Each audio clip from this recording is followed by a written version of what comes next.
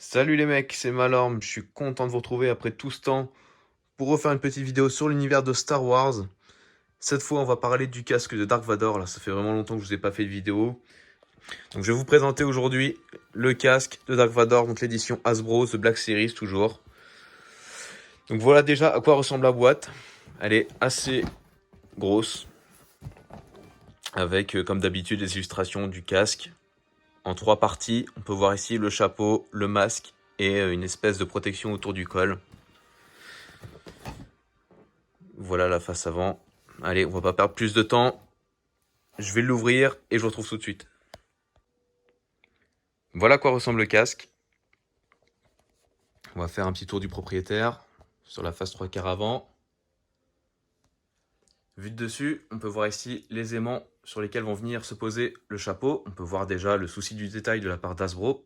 Cette partie qui sera pourtant recouverte par le chapeau. Très appréciable. Face de gauche. Et l'arrière, avec la sangle pour venir serrer la tête. Alors c'est un casque qui est aussi bien fait pour le cosplay que pour la collection. Je préfère m'en servir pour la collection. Mais il est prévu pour les deux. D'où l'emploi de beaucoup de pièces plastiques et très peu métalliques pour alléger au maximum le casque. Pour avoir un meilleur confort lorsqu'on le porte. Pour autant, on a vraiment quand même une certaine lourdeur de la part du casque. Ce qui est plutôt... ce qui donne quand même une bonne sensation de qualité malgré l'emploi de beaucoup de pièces plastiques. On sent que la qualité du casque n'a pas du tout été négligée. Ici, on a le collier. Alors au passage, encore une fois, le souci du détail de la part du fabricant, aussi bien sur le collier que sur l'intérieur du casque. On peut voir tous les espèces de fils. Alors bien sûr, c'est du plastique, ce ne sont pas des vrais fils électriques. Mais c'est vraiment très surprenant pour le prix. Le collier ici qui va venir se déboîter. Alors, je vais voir si j'y arrive assez facilement d'une main. Ouais, ça a l'air de venir plutôt simplement. On retire en le déclipsant, tout simplement. Ici, on va retrouver le système à pile avec une petite vis à retirer. Système à pile qui va venir alimenter un moteur reproduisant les respirations de Dark Vador lorsque vous appuierez sur ce bouton. Forcément, là, il n'y a pas de pile, donc ça ne fonctionne pas. On va essayer de remettre le col à une main. Hop, hop, très facile à faire.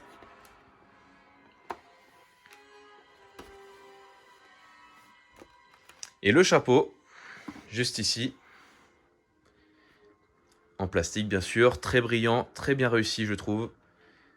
Comparé au masque de Dark Vador de la marque Rubis, je le trouve bien mieux réussi. On peut voir ici que le trait en plastique est bien rectiligne, il n'y a pas de vague vers le haut, vers le bas. Donc un moulage très réussi de la pièce. Le petit défaut, c'est cet aspect ici, qui je pense est un résultat du moulage du plastique fondu. Mais pour le rapport qualité-prix, on peut vraiment se contenter de ne pas le reprocher plutôt. Les aimants qui vont venir s'attacher sur la base du casque. Et ça va se faire très facilement, vous allez voir. Même à une main, je ne vais avoir aucun souci à le faire. Alors là, bien sûr, il est mal mis. Il suffit de le prendre par en dessous, de l'agiter un petit peu dans tous les sens et tac, c'est fait. Il s'est parfaitement agencé et ça tient très bien. Vous pouvez le voir, je peux même le mettre à l'envers, il n'y a aucun souci. Pour les plus sceptiques, je trouve ça vraiment, encore une fois, vraiment très bien pensé de la part d'Hasbro.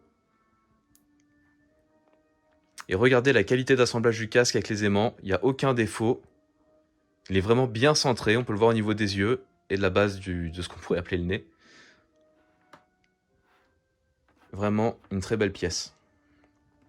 Et Hasbro a même pensé à tout, vous allez le voir, parce que pour les collectionneurs comme moi, lorsque vous allez le poser, le problème c'est que la base du chapeau va venir appuyer sur l'arrière et va donc le déboîter des aimants. Tac, comme ceci. Donc ils ont pensé à tout, ils nous ont livré dans la boîte directement une pièce plastique qui va se poser de cette façon-là. Alors sur le canapé, ça va pas être simple parce qu'il va pas arrêter de tomber. Je vais décaler le casque. Hop. On va essayer de remettre le chapeau. Tac. Et on va venir le poser sur la pièce plastique. Et voilà, c'est parfait. Et de cette façon, vous pouvez l'exposer dans une vitrine très facilement. Et il est vraiment très bien réussi. Je vous laisse admirer un petit peu le casque. Dans tous les angles. Donc ce petit support, bien sûr, qui permet tout simplement de surélever le casque à l'arrière et ainsi de ne plus faire reposer le casque sur la base du chapeau et donc de ne pas le déboîter, forcément.